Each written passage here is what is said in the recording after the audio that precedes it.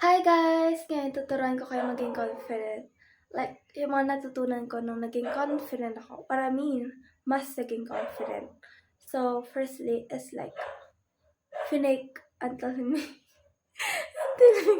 Okay. Take two. Finake until I make it. Like, I act confident. And, you know what? Wala kasi makakalam. Ganon. Pangalawa, avoid insecure people. Kasi kapag puro friendship mo is insecure, diba? Ito ikaw, ito sila. Ibababa ka nila sa level nila. Ganun.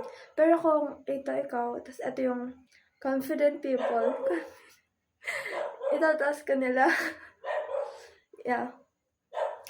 Kasi, pinipili ko yung mga friendship ko. Like, for example, may basic human decency. Kapag pinoint out yung mali nila is kaya maging better at ayusin yung pagkakamali nila. Like, hindi rin ako basta-basta nakikipagkaibigan. Pili yung mga friend ko. So, you need that too. Kasi, whether you know it or not, pwede nila maapektuhan yung well-being mo. Kasi, nung pandemic, nagka-friend ako. She's so pretty. Actually, siya yung pinakamaganda na nakita ko.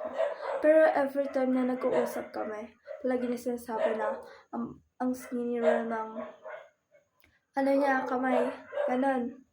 Tapos sabi ko, hindi. Tapos palagi niya sinasabi na pangit siya. So sinasabi ko, hindi. Like, napagod na lang ako and I realized na naubos yung energy ko doon. So, dapat alamin niyo yung mga paglalaanan niyo ng energy.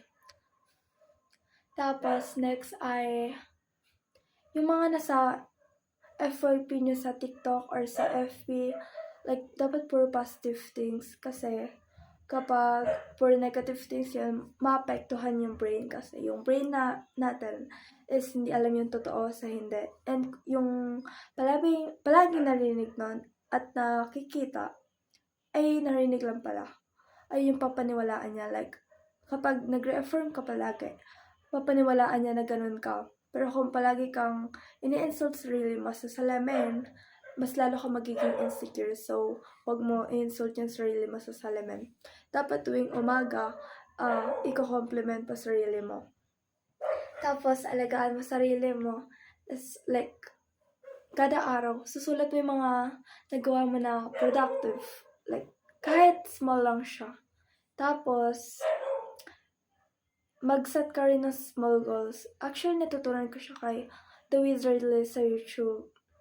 And ina-apply ko lang siya dito. Like, mas pagkakatiwalaan kasi natin yung sarili natin kapag ginagawa natin yung mga sinasabi natin, nagagawin natin. Kasi kapag hindi natin ito ginawa, sa tingin mo ba maniniwala tayo sa sarili natin? No. Mas mababa lang yung self-esteem natin. Okay? Like, edi maglagay ka ng uminom ka palagi ng isang basong tubig. So, I mean, ibang goals na lang. Uminom ka ng 8 glass of water. Tapos kapag nasunog mo siya ng ilang beses, mas maniniwala ka sa sarili mo. Tapos, even though you're scared, do it scared. Or, lumaban ka takot. Ayun yung line ni Ate Ophelia. Yung idol ko siya sa FB. Idol! Ganon. Tapos, ano pa ba? Dapat, ikaw ginalaglag. Dapat alam mo rin yung tama sa mali.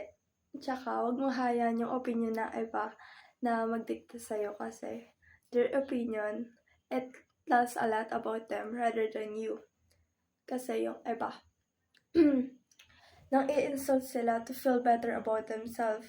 I mean, ayun naman yung pinaka-reason ng pang-insult nila. Or they are just jealous.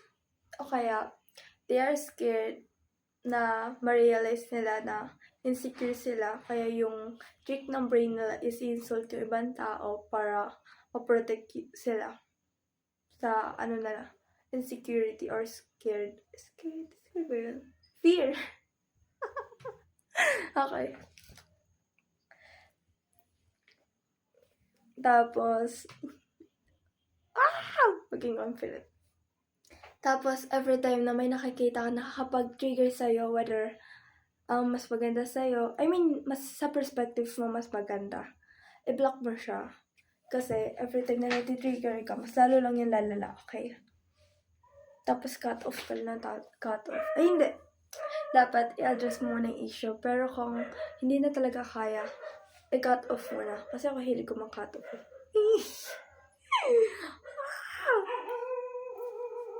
Ganon. Tapos, sabihin mo sa sarili mo na okay lang magkamali. Kasi, ayun yung progress mo. Kasi nga, diba, practice makes progress.